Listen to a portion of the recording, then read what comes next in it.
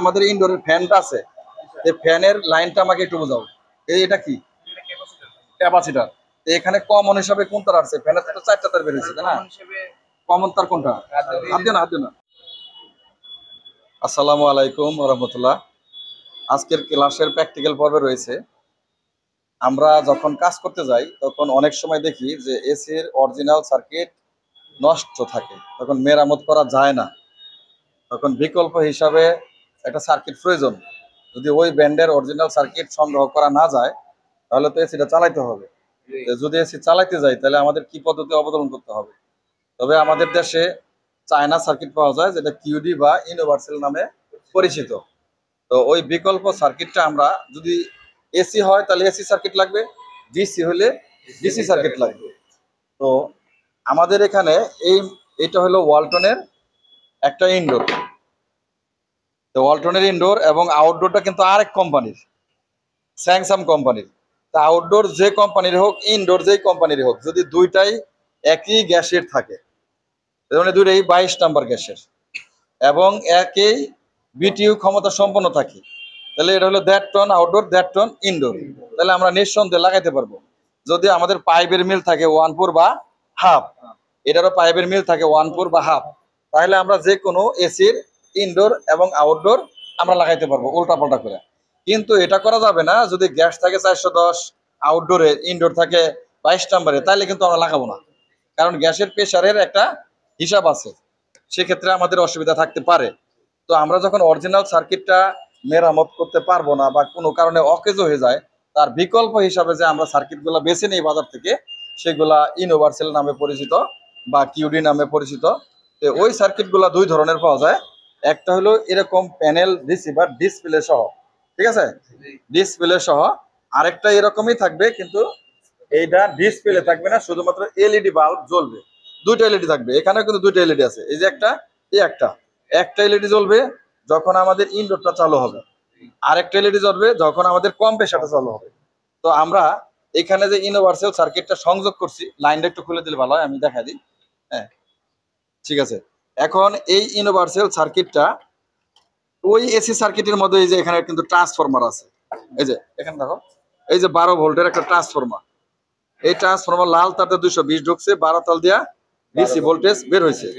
তারপরে এই যে একটা রিলে, এই মাঝখানে এটা কিন্তু ফিউজ। এই রিলের মধ্যে কিন্তু এই যে আমাদের ইনপুট কেবল, তাই না, এই যে হচ্ছে ইনপুট কেবল, ফেজ এসে লাগছে কি রিলের ইনে, আউট হয়েছে এটাতে লাল তারে।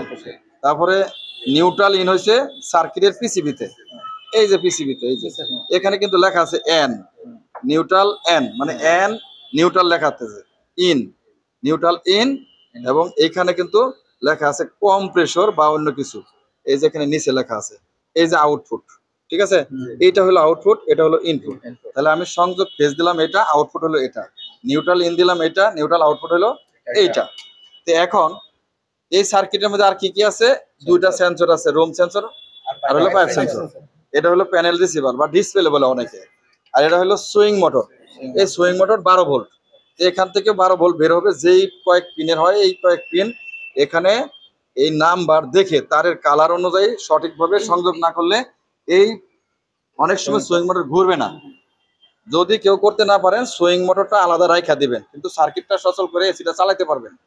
আর সুইং মোটরের কানেকশনটা যদি সঠিকভাবে দেন, সার্কিটের পিনের সাথে মিলে, তাহলে অবশ্যই সুইং মোটরটা ঘুরবে, নাহলে কিন্তু ঘুরবে না। বলা হচ্ছে সুইং মোটর না ঘুরলে কি এসি চালানো যাবে না? চালানো যাবে, কিন্তু আমাদের এই সুইং যে শাটার গুলা, লোভার গুলা একদিকে থাকবে, আপ ডাউন হবে না। আর এইখানে এই যে একটা ফিউজ দেওয়া আছে, আরেকটা জিনিস দেওয়া আছে, আমাদের এই ইনডোরকে আমরা রিমোট কোথায়, রিমোটের সাহায্যে এই যে আমরা হাই লো করি, কমাই বাড়াই, সেটা কিন্তু এই সার্কিট থেকে কন্ট্রোল হয়, সার্কিটের কন্ট্রোলার থেকে কন্ট্রোল হয়। কিন্তু এখানে দেখা যাচ্ছে যে এই ব্লোয়ার ফ্যানের মাত্র তার বেরোচ্ছে 4টা, এই যে আমরা দেখা যাচ্ছে 4টা তার বেরোছে, এই দুইটা তার, এই দুইটা তার। এই দুইটা তারের মধ্যে কিন্তু রানিং এবং স্টার্টিং ক্যাপাসিটর লাগছে। আর এই কালো তারটা কিন্তু হচ্ছে কমন। আর এটা হয়েছে কিন্তু এই যে আমরা কমানো বাড়ানো, যেটা হাই লো মিডিয়াম করি, এটা কন্ট্রোল সার্কিট থেকে কম হইতো বাড়তো, কিন্তু এখানে তার দরকার ছিল আরো 2টা, কিন্তু এই ফ্যানের তার এই বেরোচ্ছে 4টা, ভিতর থেকে একটা তার কমাইয়া দেওয়া, রানিং এ দেওয়া হয়েছে এই ক্যাপাসিটরে। যার কারণে এক তার থাকার কারণে আমরা কি করছি, এখানে হাই লো মিডিয়ামের 3টা পয়েন্টকে তার দ্বারা শর্ট দিয়ে দিছি, যে আমরা যেই স্পিডে দেই ওরা একই স্পিডে চলবে সব সময়। যদি একটা পিনের সংযোগ দেই, যখন আমরা রিমোট দিয়ে বাড়াবো কমাবো, তখন অন্য 2 পিনের সংযোগ নাই, সেখানে গেলে কিন্তু ইনডোরটা চলবে না। এই জন্য কি করছি আমরা, শর্ট দিয়ে দিছি, এন্ড রিমোটে আমরা যেটার ফাংশনে দেই সেটার ফাংশনেই চলবে, এক সমান তালে চলবে। তো এখন এইটা আমাদের হয়ে গেছে কমপ্লিট। আমরা ইনডোরের ব্লোয়ার ফ্যান মোটর ছিল এসি, যার কারণে আমরা লাগাইছি এসি সার্কিট। এখন আউটডোর ফ্যানের কানেকশন কোত্থেকে যাবে? আউটডোর ফ্যানের কানেকশনের জন্য এই যে এখানে কিন্তু লেখা আছে আউটডোর ফ্যান, এই যে এখানে লেখা আছে ভিআর, ঠিক আছে? এই যে এখানে লেখা আছে ভিআর বা ইএক্স, এখানে যদি হট এন্ড কুল থাকে অথবা এক্সপানশন বাল্ব থাকে সেখানে এই সংযোগটা হবে ফেজ হিসাবে, কিন্তু এখানে নাই, আমাদের এই এসিতে দরকার নাই, এই জন্য আমরা এটা কি দিচ্ছি না, স্টপ করে রাখছি। আমরা আউটডোর ফ্যানের কানেকশন এখানে দিচ্ছি না, এজন্য আমাদের এই যে এখানে ইনপুট বের হয়ে গেছে, এই যে নিউট্রাল এবং ফেজ, এই নিউট্রাল ফেজ কিন্তু এই যে আউটডোরে চলে গেছে, এই যে আউটডোরে কম্প্রেসারে চলে গেছে। আউটডোরের এই কানেক্টর থেকে কিন্তু আউটডোরের ফ্যানের কানেকশন হয়ে গেছে, এই জন্য এখান থেকে নেওয়ার আর কোনো প্রয়োজন নাই। এই কারণ এই ফেজ নিউট্রাল রিটার্ন ফেজের সাথে ওখানে সংযোগ দেওয়া হয়েছে, কমপ্লিট ওয়ারিং আউটডোরের মধ্যে আমাদের আছে, যার কারণে এখানে আর প্রয়োজন নাই। তো ঠিক আছে, আমাদের ওয়ারিং ফাংশনটা বোঝা হয়ে গেছে, তাই না? এই সেন্সরের এখানে একটা আছে আইট সেন্সর, এই যে আইট সেন্সর, এই যে এটার ভিতর ভরে দিতে হবে, ঠিক আছে? এই রুম সেন্সরটা এখানে একটা ক্লিপ থাকে, এটার ভিতর ঢুকায় দেওয়া লাগে। এই ক্লিপ না থাকার কারণে এটা না আমরা এই জায়গায় রেখে দিব, এই জায়গায় রেখে দিলে কিন্তু সে কাজ করবে। তো আমরা এসিটা এখন চালু দিব, লাইনটা লাগাই, কিভাবে কাজ করে ইউনিভার্সাল সার্কিট যদি আমরা লাগাই, ভালো করে দাও। হ্যাঁ, এই যে আমাদের কিন্তু লাইন চলে আসছে, তো এইটা দ্বারা কিন্তু আমরা অন অফ করতে পারি, ঠিক আছে? এই যে 2টা পয়েন্ট আছে না, এইটার 2টা দ্বারা আমরা অন অফ করতে পারি। এই যে এটা এই লেখা আছে, যেটা যেটা এই লেখা আছে, এখানে আমরা পুশ ইমার্জেন্সি হিসাবে কাজ করতে পারি।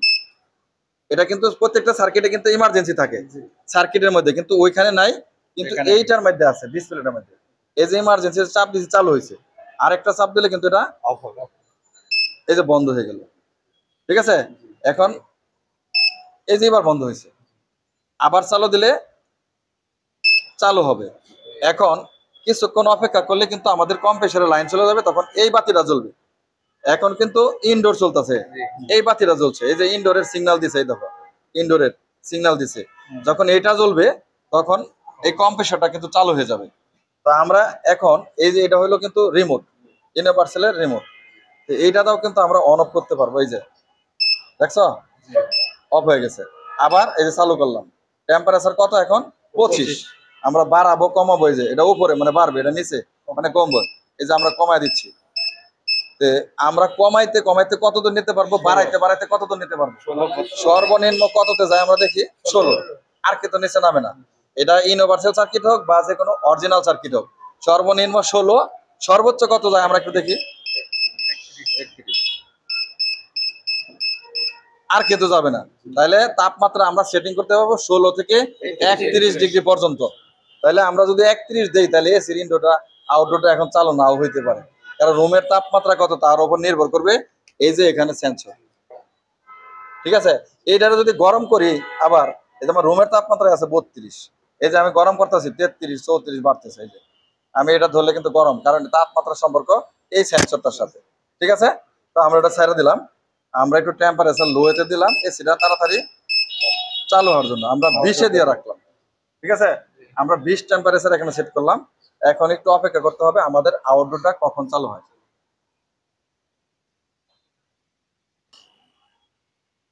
আউটডোর কিন্তু আমাদের চালু হয়ে গেছে, ঠিক আছে? আউটডোর চালু হয়ে গেছে। তো এখন এই যে আউটডোর চালু হচ্ছে, সাকশন ধরে দেখেন বাতাস বের হচ্ছে কিনা, সাকশন ডিক্সার্স, হ্যাঁ ঠিক আছে, ইনডোর চলতেছে। তাহলে এই সার্কিট যে কাজগুলা করবে, একটা অরিজিনাল সার্কিটও কিন্তু সেই কাজটাই করবে। এখন এই সার্কিট লাগাইতে গেলে খালি একটা প্যাচ গোছ হয় সুইং মোটর নিয়ে, আর বাকি সব ঠিক থাকবে। একটু সৌন্দর্য হানি হয়, যেমন এটার কভার টানো, ওই ওই কভারটা, হ্যাঁ ওই যে ডিসপ্লে লাগানো ছিল যে কভারটা, হ্যাঁ এই যে এটা একটু সৌন্দর্য হানি হয়, কি যে এইখানে ডিসপ্লে থাকে সুন্দরভাবে দেখা যায় না, কিন্তু এই জিনিসটা বাহিরে বের করে দিতে হয়, এভাবে রাখতে হয়। তবে কোনো কোনো ক্ষেত্রে এই জায়গায় কিন্তু এভাবে ফিটিং করে দেওয়াও যায়। আমরা ইচ্ছা করলে এখানে কিন্তু দিতেও পারবো যদি তার লম্বা হয়। কথা বোঝা গেছে? যদি তার লম্বা হয় এটা খুলে শুধু ডিসপ্লেটা এই জায়গায় আমরা এখানে বসায় দিব, একটু সুপার গুলো দেয়া এখানে আমরা বসায় দিতে পারি। ঠিক আছে? তাহলে আমরা কি সবাই বুঝতে পারছি যে যদি অরিজিনাল সার্কিট কোনো কারণে নষ্ট হয়ে যায় বিকল্প হিসাবে আমরা সার্কিট লাগাইতে পারবো? বুঝতে পারছি?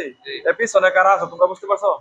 হ্যাঁ, এই তুমি বুঝছো? তুমি তো পিছনে থাকছো, এদিকে আসো, এদিকে আসো। আমি প্রশ্ন জিজ্ঞেস করবো তোমার। এখানে ইনপুট আর আউটপুট কোনটা আমার দেখাতো তো সার্কিটের? এদিকে আসো, এদিকে আসো। ইনপুট আউটপুট কোনটা? হাত দিয়ে ধরবা না, এখন কিন্তু এসি চলতেছে। আমরা লাইন ঢুকাইছি কোন তার দিয়ে দেখো তো এখানে? নীলটা। আউটপুট হয়েছে কোন দুটা? আউটপুট আউটপুট কম্প্রেসারের লাইন গেছে কোন তারে? আর কোন তার? নিউট্রাল গেছে কোনটা দিয়া? নীল। তুমি কও এখানে যে আমাদের ইনডোরের ফ্যানটা আছে এই ফ্যানের লাইনটা আমাকে একটু বোঝাও। এটা কি? ক্যাপাসিটর। এখানে কমন হিসাবে কোন তার আছে? ফ্যানের তো 4টা তার বের হয়েছে তাই না? কমন তার কোনটা? হাত দিও না, হাত দিও না। এইটা, এই যে এইটা, এটা কোথায় লাগছে? নিউট্রালে লাগছে। আর এটা গেছে কোথায়? হাত দিও না। হাই লো মিডিয়াম আমরা এক তারে কিভাবে করছি? আমরা এটাকে তিনটাকে শর্ট করে দিছি। আচ্ছা, আপনি বলেন, এই দেখুন আমরা এই সার্কিট দিয়ে কিন্তু কম্প্রেসার চালাতে পারি, কিন্তু কোন কোন ক্ষেত্রে আমরা এই রিলেটাকে বাঁচানোর জন্য বিকল্প হিসাবে কি ব্যবহার করতে পারি? আউটডোরে ম্যাগনেটিক কন্ট্যাক্ট। ম্যাগনেটিক কন্ট্যাক্ট দিলে আমাদের উপকারিতা কি? উপকারিতা হচ্ছে যে আমরা যদি ম্যাগনেটিক কন্ট্যাক্ট ইউজ না করি তাহলে দেখছি আমরা এই সার্কিটটা খুব অল্প দিনেই এটা নষ্ট হয়ে যেতে পারে। হ্যাঁ, এই রিলেটার অ্যাম্পিয়ার ক্যাপাসিটি তত ভালো না থাকার জন্য আমরা সার্কিটটাকে বাঁচানোর জন্য আমরা একটা ম্যাগনেটিক কন্ট্যাক্ট ব্যবহার করতে পারি আউটডোরে। করলে তাইলে এটা দীর্ঘদিন চলবে আর কি, তার আয়ুটা বৃদ্ধি পাবে। এটা দিয়েও চলবে কিন্তু অল্প দিনে নষ্ট হয়ে যাবে। এই জন্য সাধারণত আমরা যখন সার্কিট চেঞ্জ করি তখন আমরা একটা কি করি? ম্যাগনেটিক রিলে বা কন্ট্যাক্ট ব্যবহার করি। কিন্তু অরিজিনাল যে সার্কিট গুলা থাকে ওইগুলার কিন্তু রিলে সহজে নষ্ট হয় না, কিন্তু এইগুলা নষ্ট হয়। এইগুলা কেন নষ্ট হয়? আমরা তো এগুলো অনেকদিন ধরে ব্যবহার করতেছি। দেখা গেছে 2 টন একটা কম্প্রেসরে যদি ইউনিভার্সাল সার্কিট লাগাই কিছুদিন পরে দেখা যাচ্ছে সার্কিট রিলেটা নষ্ট হয়ে যায়। এই জন্য আমরা যদি একটা ম্যাগনেটিক কন্ট্যাক্ট দিয়ে দিই ডাবল পোলের 32 এম্পিয়ার হোক 20 এম্পিয়ার হোক আমরা যদি ব্যবহার করি তাহলে কিন্তু আমাদের এসিটা ভালো চলবে। ঠিক আছে? কিন্তু আমাদের মনে রাখতে হবে আমরা যে ইউনিভার্সাল সার্কিট লাগাবো এই ইনডোরটা এসি না ডিসি, মানে ইনডোরের ব্লোয়ার ফ্যান মোটরটা, এটা কিন্তু আমাদের দেখতে হবে। যদি ডিসি হয় তাহলে এই ডিসি সার্কিটও বাজারে পাওয়া যায়, তাহলে আমরা ডিসি সার্কিট ক্রয় করে লাগাবো। বুঝতে পারছি? তাহলে পরিবর্তন করার আগে আমাকে দেখতে হবে এই ইনডোরের ফ্যান মোটরটা ডিসি না এসি, এবং এই আউটডোরের যে মোটর থাকে ব্লোয়ার ফ্যান সেটাও এসি না ডিসি।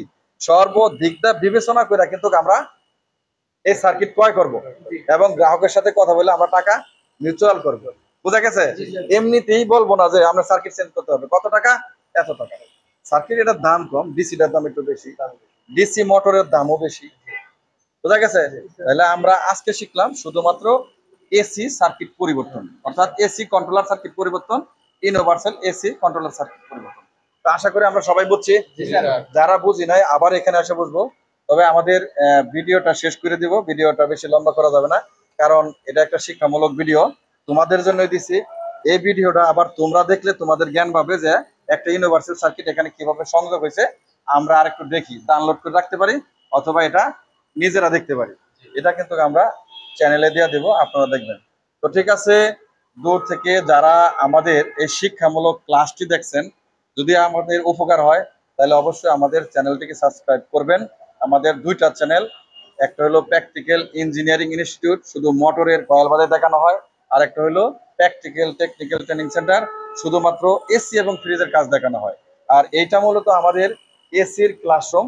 তো আমাদের ক্লাসরুমে দেখেন আমাদের কি কি আইটেম আছে: 3 phase line, 3 phase AC, 5 ton AC, বিভিন্ন ব্র্যান্ডের AC, inverter AC, non inverter AC, 1 ton, 1.5 ton, 2 ton, 2.5 ton, 3 ton, 4.5 ton এবং 5 টন পর্যন্ত এসি আমাদের ট্রেনিং সেন্টারে বিদ্যমান।